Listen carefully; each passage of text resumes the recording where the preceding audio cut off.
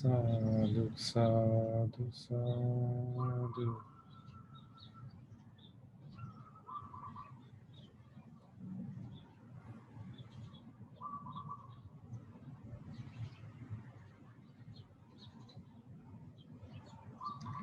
The mind will go anywhere and everywhere you don't want to. That is, so long as we're not holding on to its leash.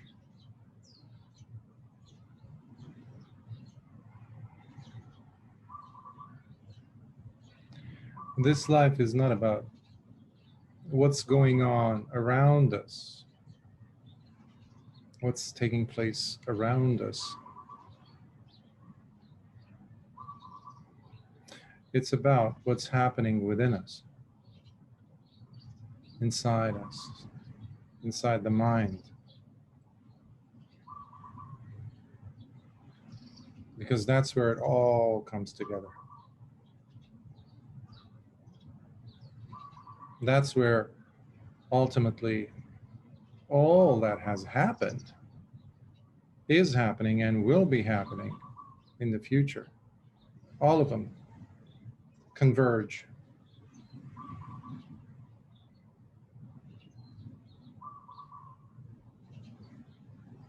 And this takes place in the form of, or the act of, making a choice as to how we want to proceed with the situation that is at hand. Series of events. So we have to hold on to the leash. And what is the leash? The leash here is Sati.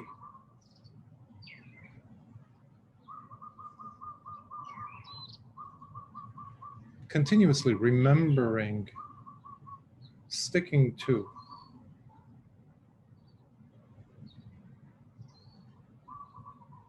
Mindful presence. Just being watchful as to what is the mind doing.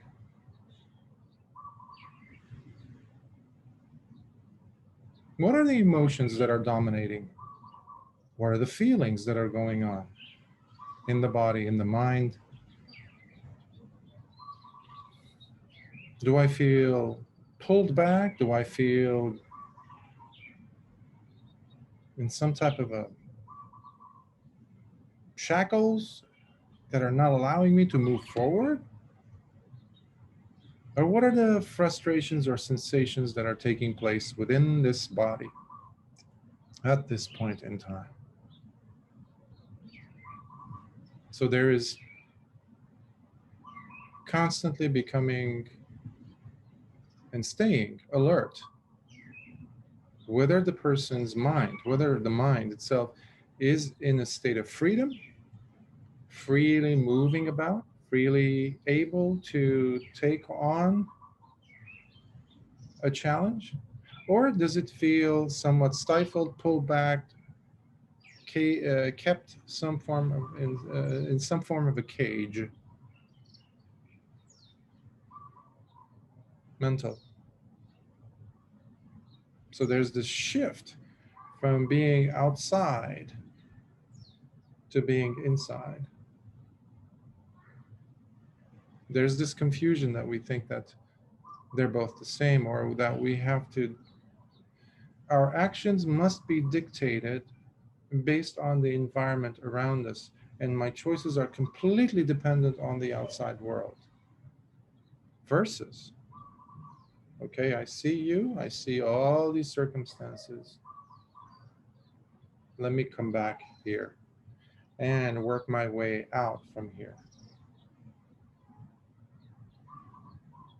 But it requires mindfulness. We need to be holding on to the leash in order for this. Pausing, reflecting, and responding takes place. This is basically us coming out of the automatic pilot mode And for this reason, the meditation object, as long as we're in contact with it on a continual basis, serves to keep us grounded.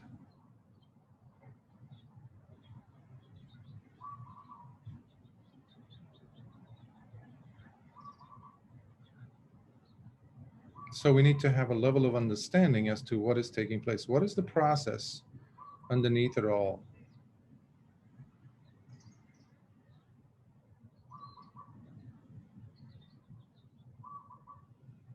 And this is one of the reasons why I too follow in the footsteps of other Theras, elder monks, who have not that many, unfortunately, in the world, but there's been some few, but very loud, I'm grateful, um, voices in the Theravada tradition who have insisted on coming back to the suttas, to the teachings of the Buddha, because we need to anchor our understanding as to what's happening to something, because there's so much adhamma in the world today. There's so much confusing,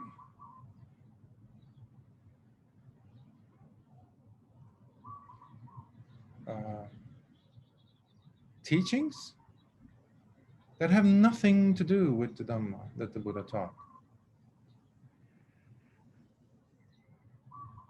So we need to come back to the suttas and understand. We need to be exposed more and read these stories and understand them. Ah, these suttas allow us to ask some questions when we are faced with situations. For example, am I living a virtuous life? Simple question. It does not need to be said out loud, but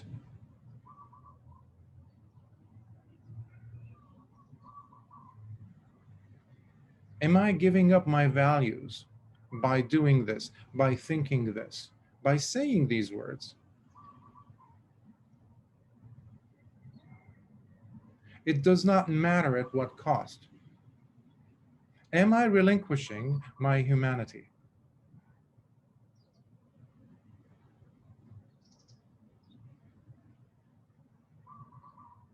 And here's where we can talk about, go back to hiri and ottappa.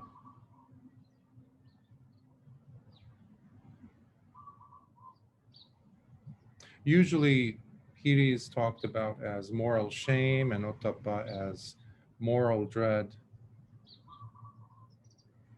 In our culture, where the word morality is, really has a bad aftertaste, as if we can easily substitute it with the term like wise, wise, virtuous.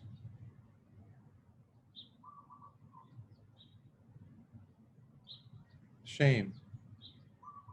So the wise part, I learned this from Ajahn Jayasaro when I was listening to one of his talks, and I thought it was brilliant. Very simple maneuvering. Wise, virtuous, shame is basically the disgust, this repulsiveness that we feel towards, we see towards this act that is about to be committed, whether in thought, speech, or mind. I mean, in thought, speech, or body.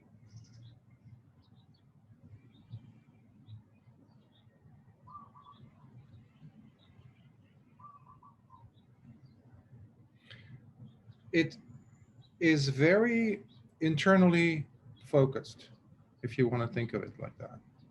Hiri. It is from your point of view towards you. So it's internally focused, I like to say. And it goes counter to moral shamelessness. Moral shamelessness, which is ahirika. Hirika, ahirika. Hiri is the wise, virtuous shame. Ahirika is the absence of wisdom. And it definitely is the state of affairs where there is this absolute, complete lack to consider whether the essence of this action, this intention behind my conversation, me wanting to say something, it has the backbone of virtue or not. So hiri is more internally generated or internally directed. And it comes to be, it is present when we do have self-respect.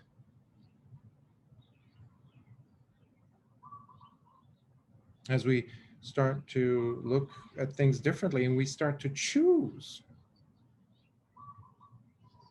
to respect a dignified way of doing things, respect a virtuous way of conducting our lives, the actions that are to follow. Now, ottappa, or what usually in English has been translated as moral dread, you can think of it as, again, wise, virtuous consideration. It's the same thing. It just, I'm playing with the semantics of the words so that it can register, because the words have, as you all know, a certain level, certain power to them. So we need to sometimes tweak the words to kind of get that frequency, as it were, emotional, affective frequency or resonance within us. So it does something to us. It adds a certain flavor to our attitude towards this thing. It adds a certain significance. So it's important for us to know what the word represents for us on a feeling affective based. So it is the sense of fear or dread or consideration over the committing, the act of committing a certain, verbal action, mental action. What are the thoughts? What's the flavor of the thoughts that are going on? What's the nature of them? What's the theme? Let me not look at the content of this thought versus that thought, but what's the overall arching, this underlying current of the pattern of the thoughts? Are these thoughts making me feel like depleted of energy, draining me, adding more negativity in my well-being, dragging me, bogging me down? Or is it uplifting?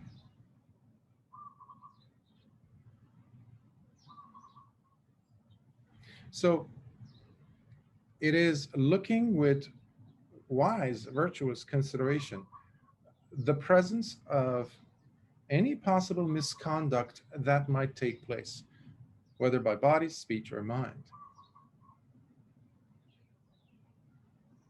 And just like ahirika for hiri, we have ottappa for ottappa, which basically means the virtuous, not virtuous, it's a non-virtuous lifestyle. It's moral recklessness, being reckless. So ottappa is the wise, virtuous consideration, where the person is willfully, with alertness, is rejecting the committing of certain acts. No matter what happens, what may happen. Because In contrast to hiri, which is more internally based, focused, ottappa is more externally. It's looking outward in the sense that, oh, would those masters, those teachers whom I consider to be wise, would they look upon this act that I'm about to commit with disgust? Would I be blamed for any of these thoughts? Aha. Would I say these words in the presence of Lord Buddha, for example? Would I say or behave in this way, even if my dog was watching, seeing, and here I am in the secretive, no eyes, no CCTV cameras around, no one's watching, no one keeping tabs. But if someone were to be here, would I still be saying this about this person? Or if this person was present here about whom I'm about, like I'm about to say some nasty things, would that immediately stop me in my tracks? Well, there you go. You just got your answer.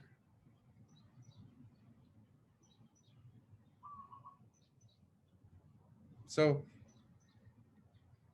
we look at things externally, like how will this be seen by those whom I respect?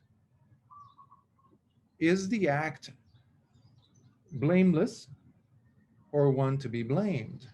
The Buddha puts a lot of emphasis on this. Throughout the suttas, you see this. So the person is asking, is my action going to be producing blame for me, either now or in the future? Time doesn't matter in this. What if this thing comes out? Will I ever be blamed for this?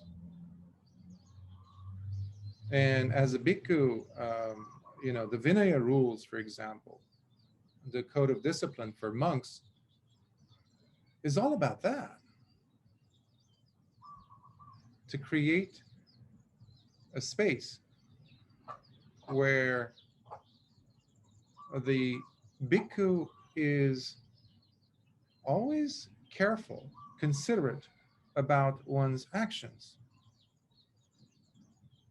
whether it will be blamed at any point or not. Because ultimately, it's not just hiri and ottappa serve a purpose.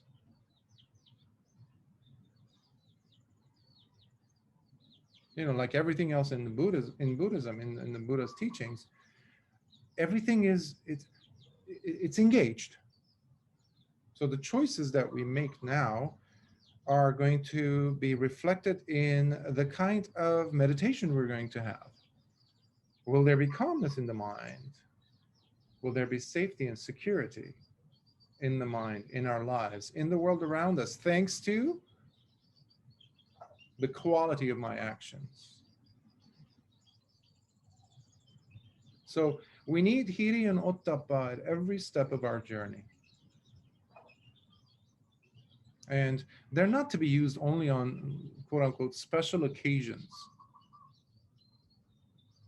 They are truly our compass. I like to think of hiri as inhalation and ottappa as exhalation. Without either one, I'm dead. If we can actually look at hiri and ottappa in that fashion, we see how they can be easily incorporated and integrated into our lives. The Buddha mentions the importance of these two, for example, in the well, in so many suttas, but in the Anguttara Nikaya, for example, in the books, a book of the fours, he urges one, whether a bhikkhu, and he was talking to a bhikkhu, but in general, uh, you see this being relevant in people's lives, whether you're in robes or not, um, where the Buddha talks about uh, the person no longer being lazy, and instead to bring out the energy and not to become lax when they encounter a situation, and they relinquish their control over the unwholesome thoughts that are occurring. They allow one or two thoughts to kind of linger in the background. And it's okay. I mean, it's not doing that much harm. I mean, this nasty thought, this adjective that I use for to describing my neighbor, or something that I did to myself or said about myself or thought about, that is bringing me down, but it's still lingering there, and we never deal with it. Meaning wrongdoing is still going on.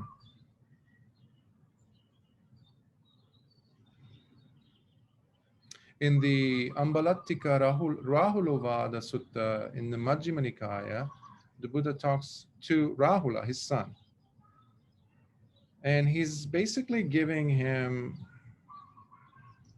and he uses so many similes in this sutta. Um,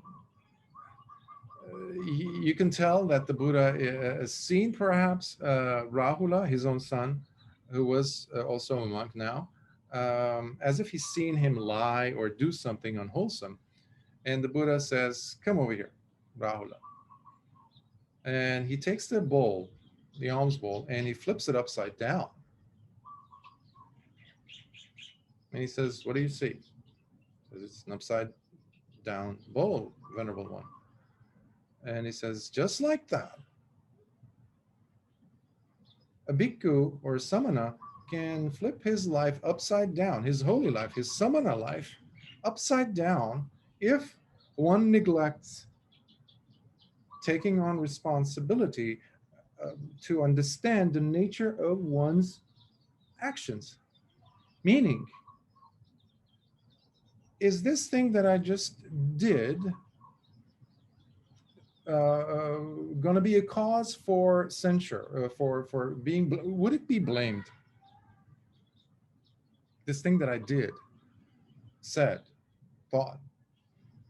And he brings it to the present tense and he says, is this thing that I'm doing now blameless or cause for blame? And then he takes it into the future and he says, is this thing that I'm about to do, say, or think at any point to turn into something that would be blamed by the wise ones? So he was teaching him hiri and ottappa. It was in reference to lying, speech. And then he uses the example of the royal tusker elephant that is sent to the battle. And he uses different layerings of this simile. And he says, he culminates into the ideal warrior, great bull elephant tusker that is sent to the battle, but does not keep anything for itself, meaning it doesn't kind of start the fight or get into battle with only its tusks or only its side or whatever. It goes all in. So the Buddha is encouraging Rahula to be all in when he's looking at his actions.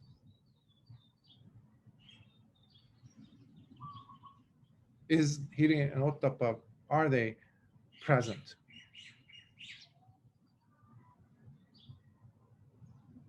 And another simile in the sutta, he talks about, I remember he mentions, he asks Rahula, what is the purpose of a mirror? And he says, Venerable One, it is used for reflection. He says,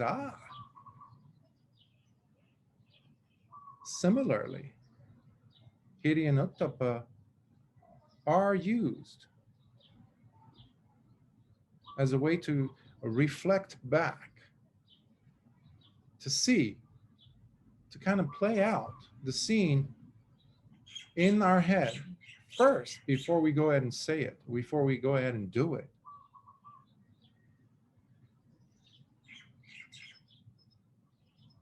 And we need to understand that they're so important, these two. I thank you, Lily, for bringing up the question on here in Ottappa, because they're extremely important for the practice, especially as one progresses. And when the Buddha talks about the trainee or Sekha, the noble disciple in training, he talks about how there's faith, saddha, and these are the special powers necessary for the person to go beyond the training. So we have saddha, faith, and then it's joined with pasada, which is confidence.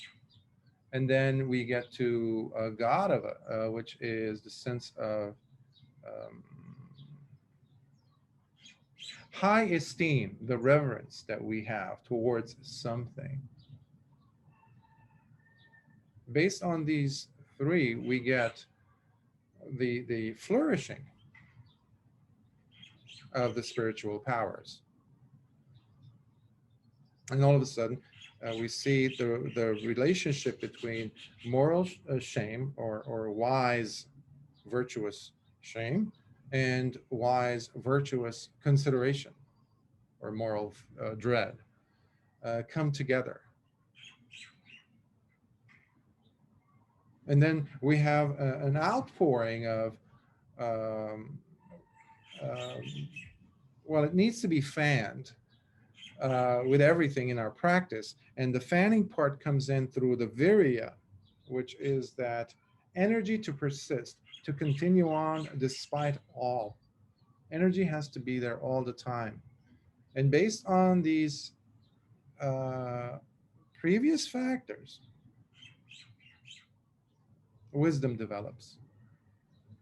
So they work together to advance the quality and the depth of one's confidence in one's practice. And faith in, you know what, I too can attain what the Buddha attained, awakening. I too. And that brings out a certain level of reverence that was not there previously towards the Triple Gem. In the Anguttara Nikaya, there is a sutta. It's called the Bhikkhuni Sutta. I think it is. I just translated that one and put it up. It's I think it is 168 or 158. I forgot of the Book of Fours, and a certain bhikkhuni is trying to seduce a Venerable Ananda, and and the Venerable Ananda figures out, but he still goes and he says to himself, one would presume, given as to how it plays out, he starts giving her this wonderful Dhamma talk. I'm so grateful for that Dhamma talk, because here you have suddenly a Venerable Ananda talking about how one can transcend, go beyond, for example, food, ahara, or nutriment, nourishment, through food. He talks about how the person goes beyond craving thanks to craving, eventually. And then he uses the mana, which is conceit or compare and contrast, to go beyond.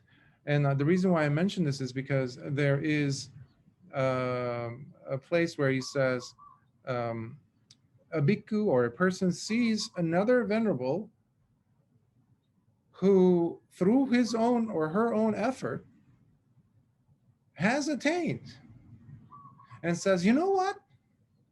If he or she could do it, I can do it too. Basically, we're talking still about mana, which is conceit. But he says, look how he works around that. He uses it like a raft and gets to that point where he even drops that conceit. Oh, I can do it too. But that I can do it too is an energized attitude towards the development of certain level of confidence that did not exist prior, to allow the person to pierce through, to go beyond the limitations that they had up to that point in their lives. So we're talking about the presence of wisdom. And if you could just think about hiri and ottappa in those terms of, just narrow it down to this image that, I shared with you of hiri being like the breathing in, filling up your lungs with air full of energy, oxygen, and the exhale like ottappa, like the ebb and flow of the waves, and not something separate from you that you get to use only in certain circumstances or conditions. The Dhamma is not circumstantial. It is real, but we make it relevant to our lives. So I will stop here and open to any questions you may have, or comments or critiques. Yes, Chitta. Thank you, Bhante. When you came over here, like you discussed something with me about me using, I don't know if it was when you were here or not, but about me using virtue as a way to basically like beat myself up. Like I don't know if you can remember this. I can't remember the context, but for instance, if I, like the other day, I put something in the recycle bin that wasn't recyclable, and I went to walk away, and I did the right thing actually. I went back in and I took it out and I put it into the correct bin. But the inner dialogue that goes along with it, it's one of this, like I have started like my self-disparaging ways since like severely dropped now. Like it's like I feel like a totally different person. So I've got to thank you for that. But when it comes to virtue, I still see it almost as if I'm either letting people down because, oh, I can't do this. I'm almost apologetic about how much of a good person I am, or like for instance beating myself up because I've put the wrong type of plastic in the recycle bin. You know, so I wonder if you could like sort of like build on that, how to flip it so that you appreciate your goodness more as opposed to morality, not necessarily goodness. The diamond never has to convince me that it is precious, that it is a diamond. Have you seen anything beautiful coming and knocking on your door and say, hey, hey, do you recognize I'm beautiful? I am, hey, look at me. We bring our stories, our narratives, our junk with us to the Dhamma, or anything, any discipline. So it could be the Dhamma, it could be virtue, it could be any lofty principle. But it's like a glove. The Dhamma at that point, at that level for this person, in this scenario I'm describing, is like a glove. The main energy, the story, the junk that we carry, the narratives, the frameworks that we function by and with are like the hand that goes inside the glove and maneuvers it. So it has nothing to do with the Dhamma or virtue as such, or even the recycling bin, or the policies. So there is that self-disparagement, absolutely. There is you beating yourself up. I need to be that good boy. So when I go home, I can I can feel good about myself because I put the aluminum can in the right bucket. Why? Because the person is craving to feel good. Why? Well, because you are I mean, the person, not necessarily you, the person is beating themselves up all the time, all the time. That's why the person goes around and says, hey, am I a good boy? Am I still a diamond? Am I doing enough to be deserving of your affection and love? Oh, how come you're not looking at me with a smile and a nice caress? I have to do something. I have to do something to prove myself worthwhile and to get some more of that juice. Hence, the person becomes a pleaser. Several months ago, I gave a talk on no more Mr. Nice Guy, I think, or nice gal. It doesn't really matter. Women and men, we all have this, depending on our upbringing and the stories or the junk and the baggage we have to carry. Many of us have gone through like a war zone of toxic emotions and experiences that when we come to the Dhamma or any mode of discipline that tries to refine the character, we use those as a glove to still function, allow or to breathe life into those old negative toxic tendencies. And so that's why the person has to be checked and rechecked and rechecked and work with a teacher or at least the suttas to compare and contrast and understand where they fall into this whole thing, given their past tendencies still being animated and them being lazy, like the Buddha says, lax and not paying enough attention to the misconduct. And remember, the misconduct starts from my own attitude towards my way of thinking because it's very abusive. It's very patronizing, talking down to yourself. It's very much like this finger at me, by me. Hey, you did not put the proper item in the proper recycling bin. Or did I signal when I turned? Or did I do? See? So it's helpful to take a step back and look at it and just like, really, you know, and your body's already telling you giving you a lot of data.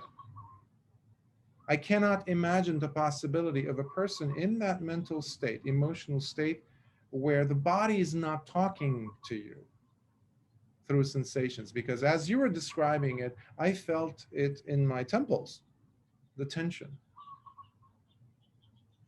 of what that kind of a mental state that you're in would induce in the body.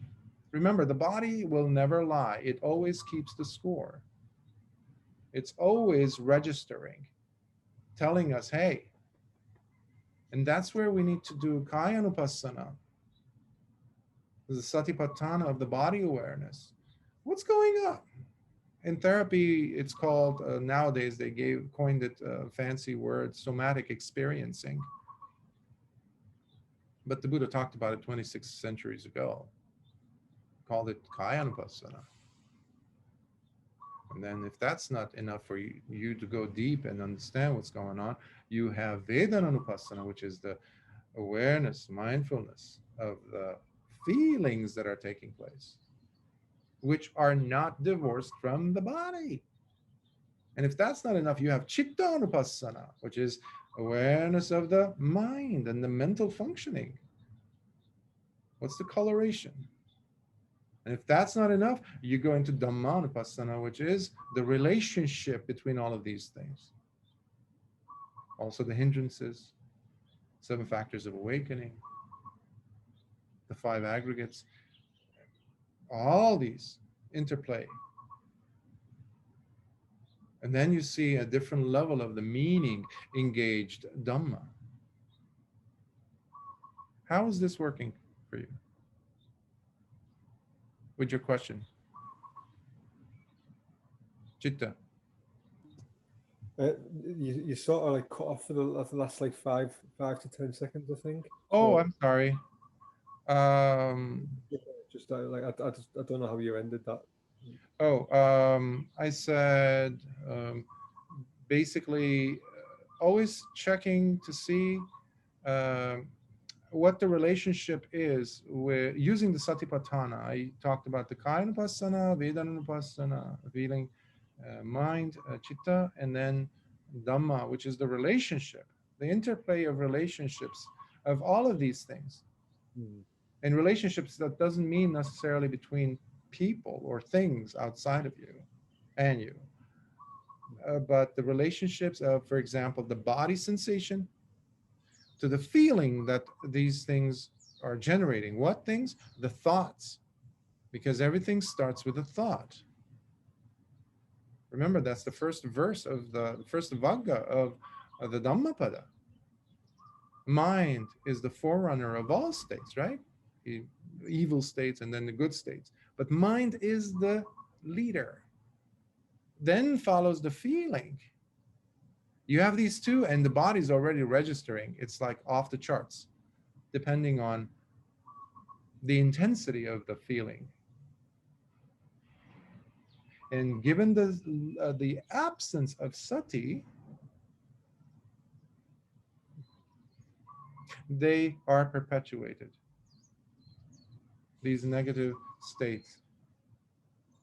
And we go spiraling downward, spiraling downward, spiraling downward. And we feel even more miserable. But just quickly reflect. Just use the mirror simile that the Buddha mentioned to his son. What am I doing? Is this wholesome? Well, if the Buddha were here right now, would he chastise me? Would he say, hey, what are you doing? And where's my smile? Usually that's the telltale sign that something is off. Are my cheeks, my facial cheeks tight? Am I smiling?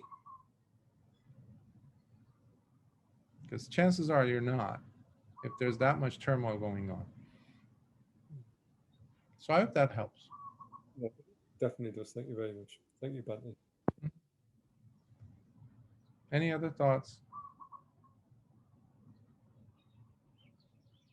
Yes, Greg. I was just trying to look up then while you were speaking, but there was a gap, so I thought, and I didn't see it. So I thought I'd ask. Yes. You began the talking about Sati, and then we moved on to Nupassana, the Kaya Nupassana, etc. And I was just looking up Nupassana as a word, and I didn't see it in the first place I looked. So can you just explain to us the difference between Sati and Nupassana, the awareness that you're talking about? Yes. Satipatthana, it still has the mindfulness bit in there, obviously. Sati. Passana is used to see. Passana. Passati, to see. This is different than passaddha, which is the tranquility, which is one of the 7 factors. But, of course, they're connected. But Kaya Anupassana, Kaya is the body, Passana, so seeing what is going on in the body. Now, obviously, it's not about the actual ocular sensations or the organ of eyesight, but being able to see the sensations that are taking place. Now, the Buddha uses several different aspects of Kayanupassana. In fact, in the Satipatthana Sutta, it is more, the biggest chunk of data the Buddha is giving us is simply on the Kayanupassana part. That's how crucial it is. So he uses, for example, the breath, He uses the four postures: the sitting, walking, standing, and lying down. And he also uses extending the body, when flexing or stretching or etc. But in all of these phases of motion or movement in time and space, there is this constant presence of sati. So they can be used interchangeably the way I have come to understand it. And so it's a direct path, it's called, that takes us to awakening. And I was relieved when I was first going through, I think it was the first book, the book of the ones. I think it was, yes, in the latter portion of the suttas of the Anguttara Nikaya, where the Buddha keeps hammering it in. He says, if you want to experience the deathless, you must come back to the body. You must come back to the body. Like, he hammered it in. And I was like, okay, I get it. But then he comes back in the latter section of that same book, and he now approaches it from the point of the deathless, meaning Nibbana. And I was like, okay, because I was like really done with the breathing meditation. I've done it 20 years. So I was like, oh boy. So I have to come back to that now. But then I saw the connection between, so it's not necessarily just doing Kayanupassana in one form. It's taking sati with you everywhere. Because, and this is something I've discovered also in my own practice, not meditative practice necessarily, but also the psychotherapeutic process. Working with patients and clients, I saw how it fluctuates.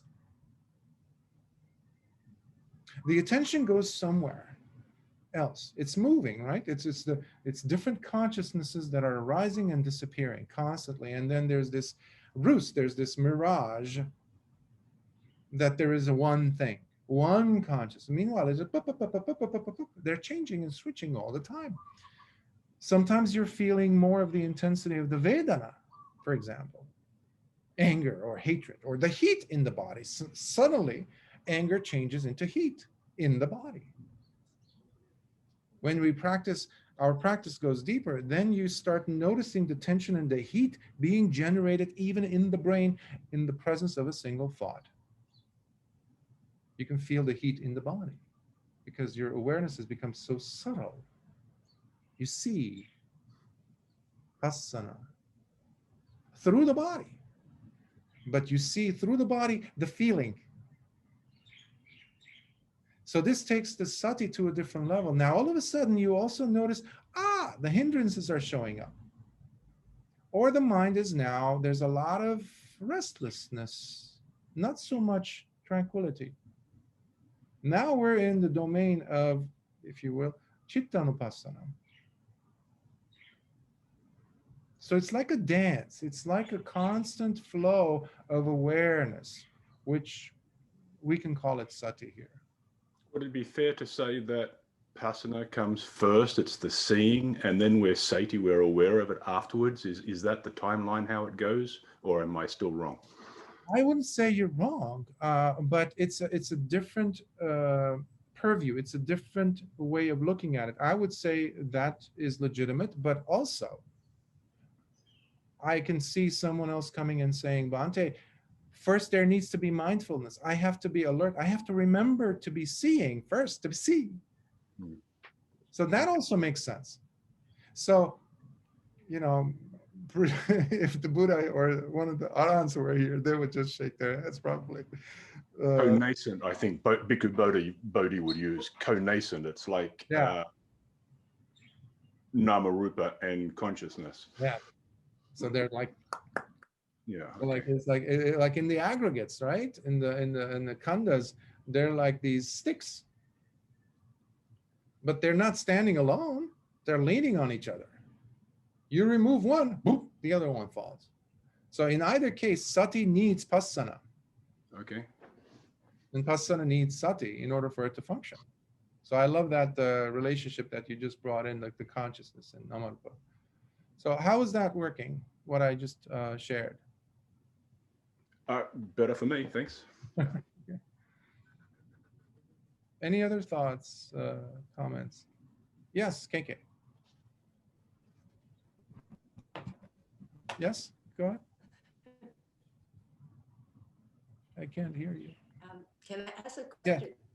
Yes, please.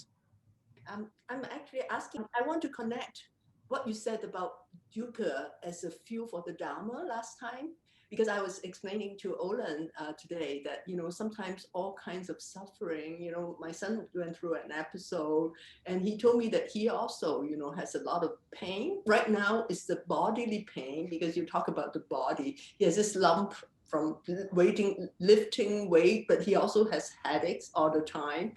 And I always remember what you told us about your own pain in the shoulder, and also you gave up a very comfortable bed in order to wander all around to Armenia, to place, And how do you use the physical pain to get to the Dhamma? So I just feel that, for all of us, so many people have pain. And then you talk about the awareness of the body, and how do we kind of turn that pain into something that really enable us for the awakening, for the path, as opposed to be distracted by that pain. Oh, I can't sit because I'm in pain. Thank you for your question. Whether it's dukkha, whether it's this or that experience, perhaps it would be helpful to consider them as windows to the Dhamma. Because they're not like, okay, here's dukkha, here's nibbana, or here's the path, and here's dukkha. Two separate compartmentalized things. You have to first endure, pay your dues, go through the dukkha, do your sentence. Once you're done, you're released from the jail cell, and now you can walk into the glory that is blissful nibbana. No. Dukkha itself is the doorway to nibbana. We need to understand dukkha. Unfortunately, what we do, however, is we try to push it away because we look at it in an identified way, meaning this is my pain. This is happening to me. Now, I know what I'm offering is very cognitive based, and it's like, the brain is saying, yeah, I get it. But when the body's experiencing the suffering, that's a total different story. Now, in that moment, heated moment of a lot of experiences and feelings taking place, the mind has to be alert as to what's happening. So yes, these principles of the Dhamma can be an eye-opener. It's a window, right? How? Well, first of all, we need to understand that all things are changing. All things are changing. Good or bad. The Buddha called it anicca, or impermanence. Things not staying the same from moment to moment. However, the mind presumes that things are supposed to be the same, and only certain things, by the way, the things that we consider good. Well, even if it's the most comfortable sofa on the planet and you're laying on it, it will become torture if you sit there a little bit longer than what you're comfortable with. You're going to beg someone to pull you out of that sofa. Right? Even the most comfortable bed. Eventually, we're going to leave it. We have to get up, brush our teeth, etc., etc. So we have these preferential treatments towards certain things and towards others. Meaning, if it's painful, unagreeable, then we start fighting it. If it's something pleasurable, then we start fighting the possibility, inevitability of it changing. So one way that I can offer here of looking at this while experiencing suffering is to also consider suffering to be anicca, meaning to be impermanent. Just like the good things that are going to be leaving us, because they are based on conditions coming together at one point. Well, if some things came together, they're going to go apart from each other. That's what the word, conditionality means. Things appear because based on conditions. And as they appeared, so they will disappear, dissolve. But the good news is that pain too is the result of certain conditions. While the very, very first important condition is that we are in a body. If it's in a body, the body itself is changing. You used to be a very young girl, KK, 5-year-old. Well, you're no longer 5. The body was fresher then. The cells were going crazy through mitosis, growing. If you bled, if you cut yourself, boom, the next day it's healing already. Now, as we age, that's not the case, of course. Well, this is all because this phenomenon called the body is the result of many conditions coming together and coming apart. Similarly with suffering, comes together and goes apart.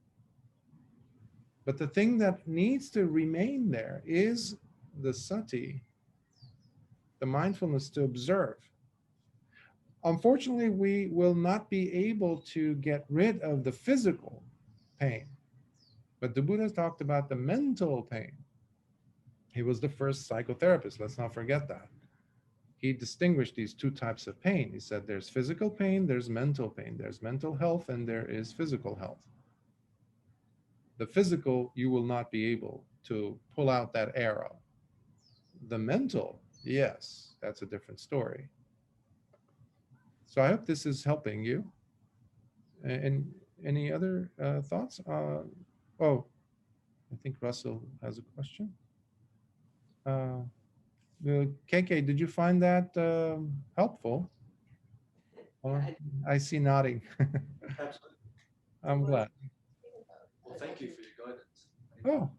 It helps my shoulder.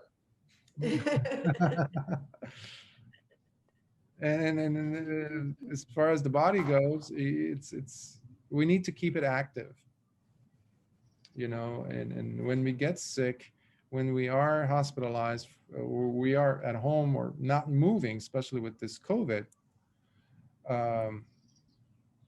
it makes us more lazy, lethargic, and because it's giving us legitimacy to become lazy, to not move the body. And well, because the body has to follow certain rules, then we need to make sure that those rules are kept, protected, in the sense that we need to feed it first, right? Give it water. I don't drink enough water. I have to change that. But exercising, doing a few sun salutations, yoga postures, or just some stretches, flexibility, really get the joints, the backbone. And they give you a good feeling afterwards, enduring. So yes, before I come back, KK, Russell, did you have a question? Yes. Yeah, I just wanted thank you, Bhante. I just wanted to respond to KK and Olan's sort of question about maybe how to get rid of pain. This is sort of a practical, I don't know, maybe it's overly simplified method. One time, a number of years ago, there was a lot of people that sort of died or in my life that I knew. So I just couldn't get it out of my mind. So what I did is write their names on a very thin piece of paper. Then I went to the ocean. It was sort of an overcast day. I think this was in Hong Kong. And then I basically kind of recited their names. Then I tossed that little sheet of paper out into the ocean and let the, well, kind of let certain things go and let the paper go as well. And I think that one could actually write on a little piece of paper things which are painful and do the same thing and you know, utilize the water and the ocean to kind of help you out. That kind of worked. The other thing which I think the Japanese do a lot is this is a little sounds hokey, but I mean they fold these, you know, 1,000 cranes or 100 cranes or 10,000 paper cranes, and then they let it go on the river, you know, at a certain time on the water.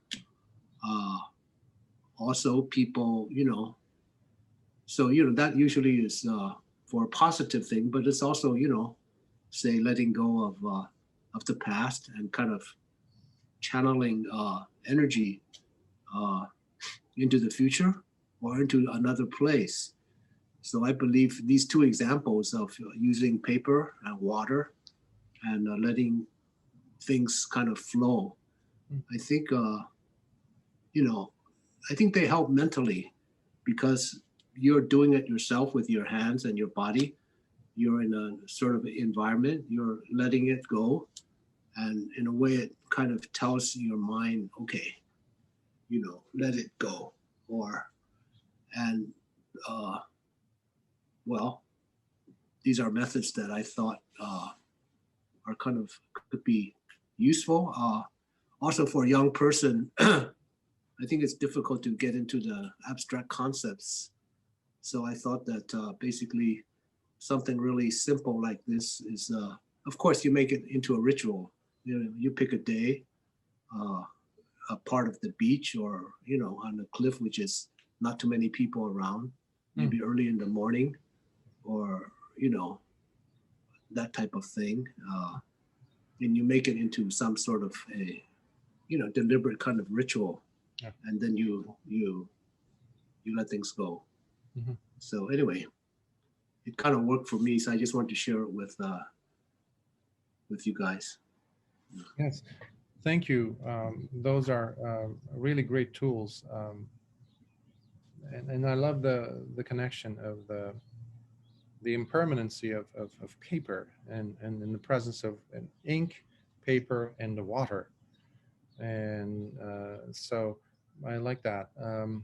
Yes, definitely, these are tools. In the past, I've mentioned journaling several times. Those are very important keys.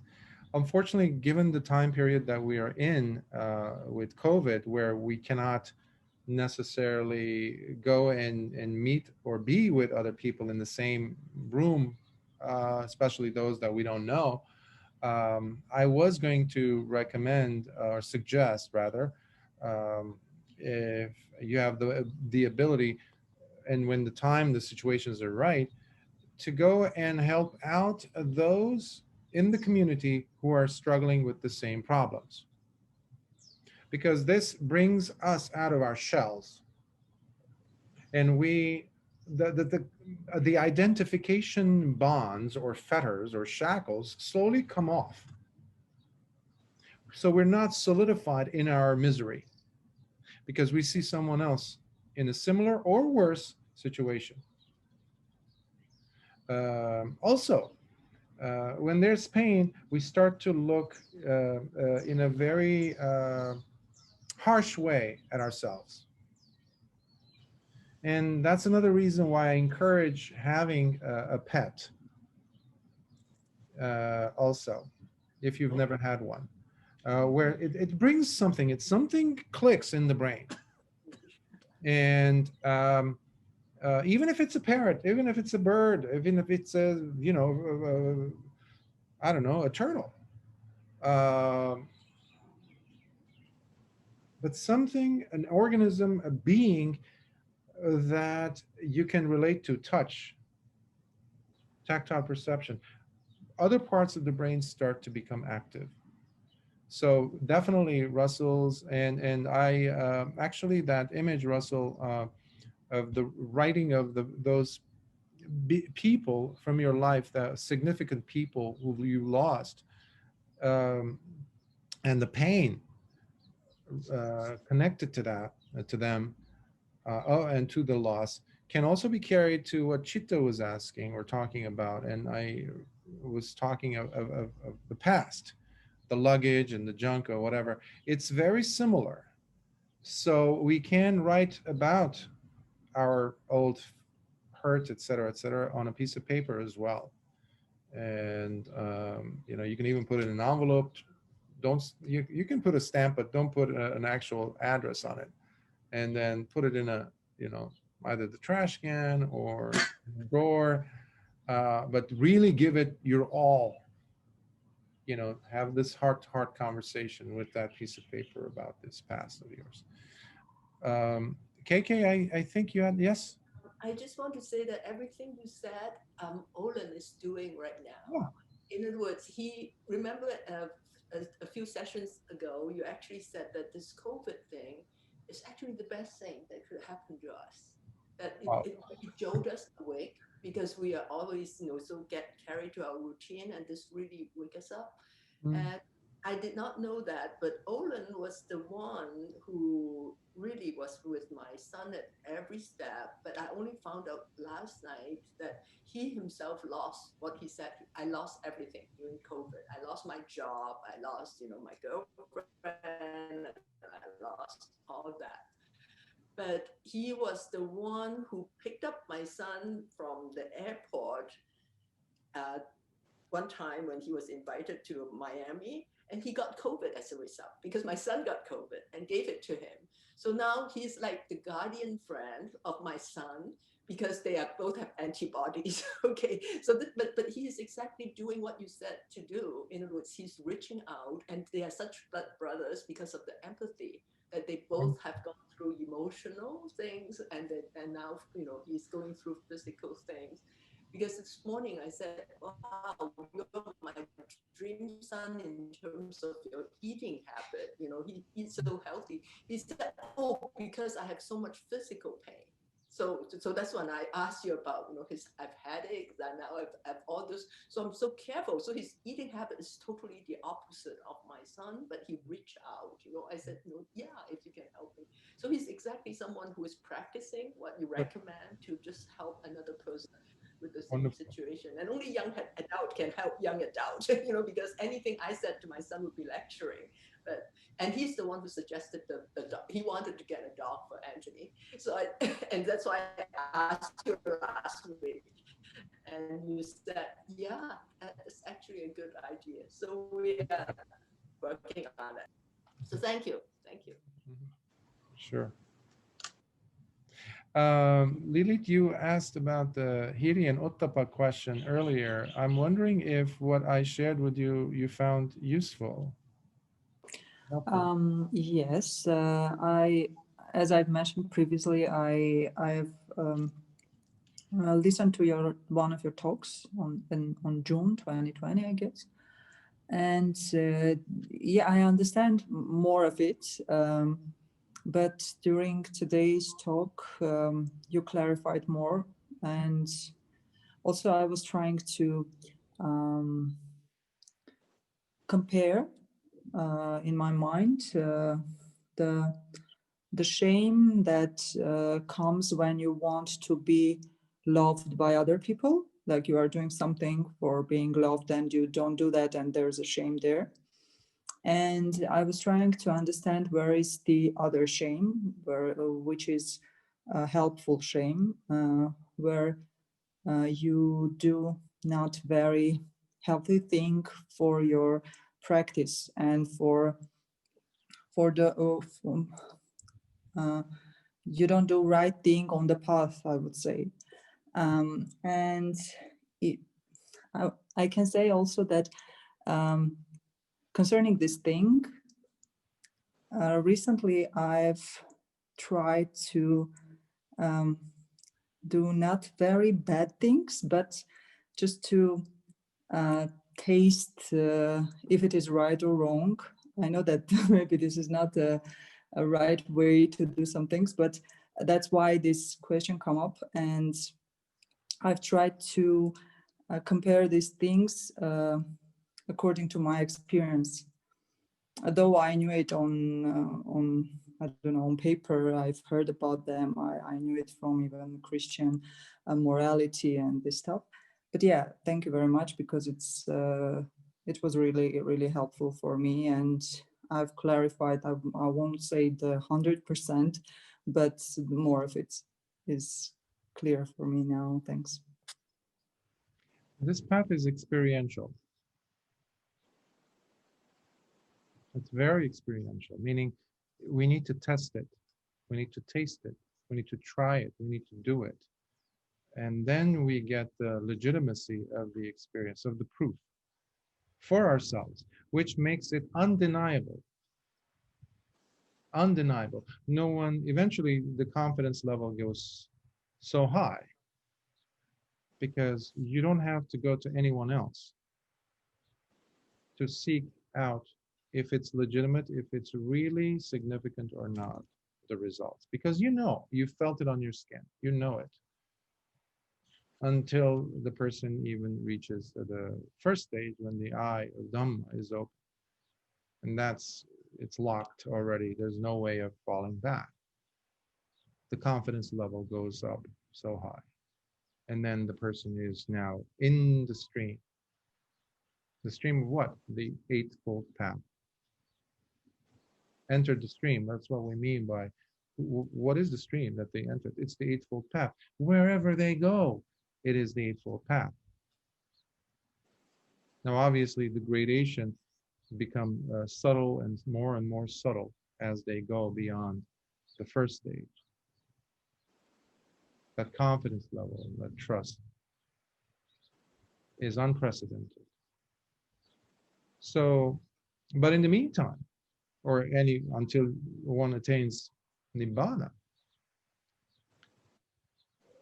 it's very helpful, I would say, to always consider not just what I would do, the person, what I would do in such and such a situation, or instead it's more like someone that you place higher in their attainments, in their wisdom. The Buddha, for example, or the Arahants. And that's why the suttas always are really helpful. So bring them into your life. Hypothetically, would this bhikkhuni, who's an Arahant, for example, would, I don't know, Venerable Kisa Gotami or Venerable Patachara, how would she relate? Or Venerable Dhammadinna, how would she relate to this situation? Suddenly, you're using a much more solid, sturdy, reliable ruler to measure. Not just me, the person. So we need to use sometimes, forgive me for using the term, better examples than ourselves. So long as the person is not an Arahant. So, and that already also brings this sense of, it inspires us. It rouses the energy to continue. And all of a sudden, you can do more. Like when I used to be a trainer, fitness trainer years ago, the clients that I would be working with, let's say I'm giving them 10 push-ups and they get to the 10th push-up and they're really struggling, barely made it. And I would just drop down next to them, next to their face as their hands are right here on the ground and they're struggling, they're sweating, breathing hard. And I know they could do it physically. I've seen them, etc. So I'm not endangering them.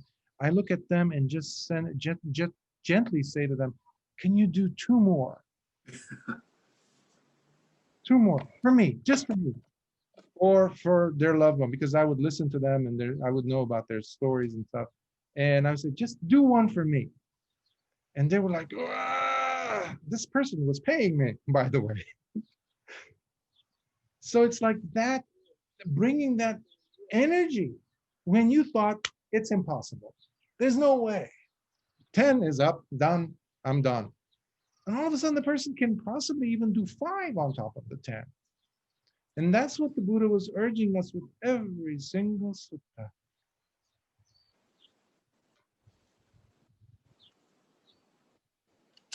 What a loving teacher. Always pushing gently, gently, sometimes a little bit more forcefully. Just, he knew the capacity. He would go out of his way,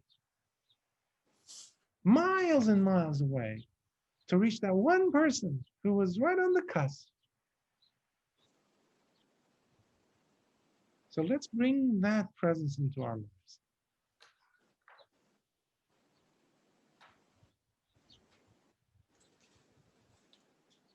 Yes. I think we've been, oh yeah. These are all good questions. So yes. Well, let's do the dedication of merits.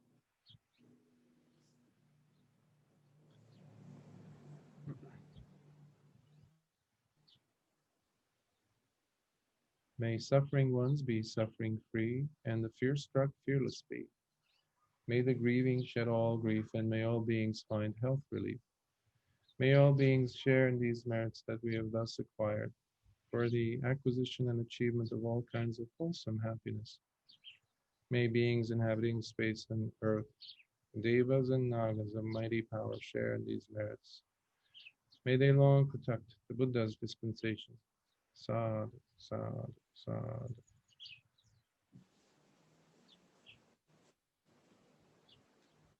Thank you for being here. Thank you for sharing your time, energy, expertise, understanding, and the fruits of your labor with your fellow meditators. And on a tangential note, I think, yes, so I think Dhammadina, she sent it on the Discord app, the information on the Malaysia talk that's coming up tomorrow, and it will be Malaysian time, 8:30 p.m. So because there's so many different time zones here, I don't know how it is for everyone. I know it will be my 2:30 a.m. So, and then there is the IBMC talk a few hours later, which will be Los Angeles time at 11 a.m. Pacific Standard Time. So again, tomorrow. So, and I'll have the Armenia retreat tonight. So this is wonderful to make use of our time. And again, please don't feel compelled to attend these, because my understanding is that in both cases with the Malaysia, with the Buddhist Mahavihara recording that they'll do through Facebook, it will be recorded and placed on YouTube. So please don't feel like you have to wake up, or if you fall into that time zone. And the same with the IBMC, from what I understand.